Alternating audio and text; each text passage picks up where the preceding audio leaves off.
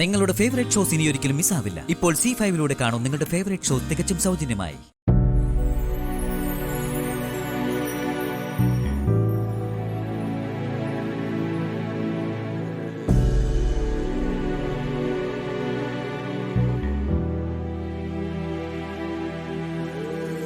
ഞാൻ വന്നത് ബുദ്ധിമുട്ടായോ? നീ എന്താണ് അങ്ങനെ പറഞ്ഞത്? ഹൽദിയുടെ ചിത്രങ്ങളല്ലേ അത്? താഴെ ശ്രീദേവിയമ്മയും മുത്തശ്ശനും മുത്തശ്ശിയും ഒക്കെ വീഡിയോ കൊണ്ട് ആസ്വദിക്കുക. ഹൽദി കഴിഞ്ഞത് മുതൽ നിനക്ക് എന്നോടുള്ള പെരുമാറ്റത്തിലെ കുറ്റപ്പെടുത്തലും അകൽച്ചയൊക്കെ ഞാൻ മനസ്സിലാക്കുന്നുണ്ട്.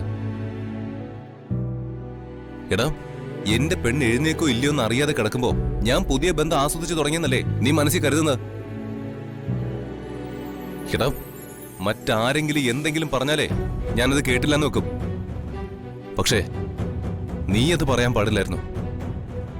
എടാ, എന്തെങ്കിലും കാര്യം നിന്നിൽ നിന്ന് ഞാൻ ഒളിപ്പിച്ചു വെച്ചിട്ടുണ്ടോടാ? എടാ, ലക്ഷ്മിയുടെ കഴുത്തിൽ താലി കെട്ടിയ ദിവസം അത് ഞാൻ പറഞ്ഞത് നിന്നോട് മാത്രമാ.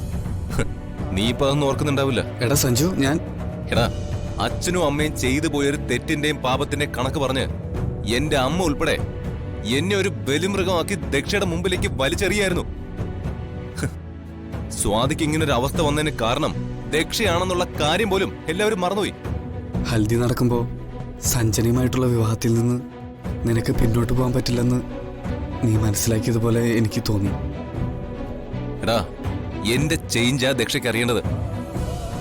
സ്വാതിക്ക് മറ പിടിക്കാൻ എനിക്കങ്ങനെ അഭിനയിക്കേണ്ടി വന്നു. നീ എന്നോട് ക്ഷമിക്ക്. എൻ്റെ ഉള്ളിലെ ടെൻഷൻ കൊണ്ടാ ഞാൻ അങ്ങനെയൊക്കെ ചിന്തിച്ചു കൂട്ടിയത്.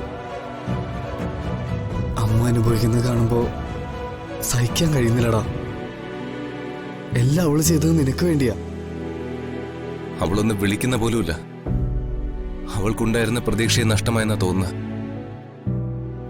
മനയിലേക്ക് പോവാന്ന് വെച്ചാ എന്റെ പിന്നാലെ ആ ദക്ഷയുടെ ആൾക്കാരുണ്ട്. ഈ വീട് വിട്ടിറങ്ങിയ ഉടൻ കാണാം അവരുടെ ആൾക്കാരുടെ വണ്ടി. മറ്റൊരു വണ്ടിയിൽ ഞാൻ മനയിൽ ചെന്ന് ഇറങ്ങിയത് പോലും ദക്ഷ അറിഞ്ഞ് അവിടെ അവരുടെ ആൾക്കാരെത്തി. എന്റെ കഴുത്തിൽ വീണ കുരുക്ക് ദിവസം തോറും മുറുകി വരികടാ. എനിക്ക് അമ്മൂനെ വിശ്വാസമാ.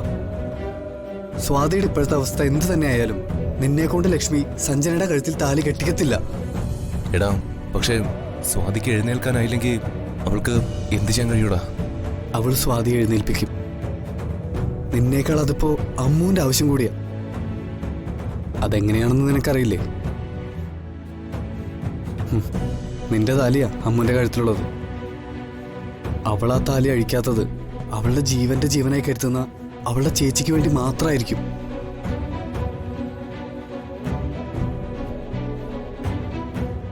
എടാ, നിന്റെ താലി ഇനി മറ്റൊരു പെണ്ണിന്റെ കഴുത്തിൽ വീഴാൻ അമ്മ സമ്മതിക്കില്ല. വിവാഹം എന്നീ വെല്ലുവിളി നീയല്ല ഏറ്റെടുത്തിരിക്കുന്നത്, അമ്മുവാ.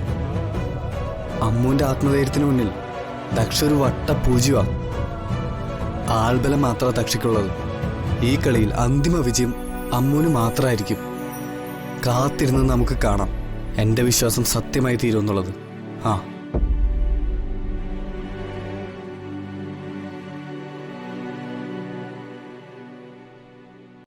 ഡൗൺലോഡ് ചെയ്യൂ C5 ആപ്പ്. കാണൂ എല്ലാ എപ്പിസോഡുകളും സൗജന്യമായി.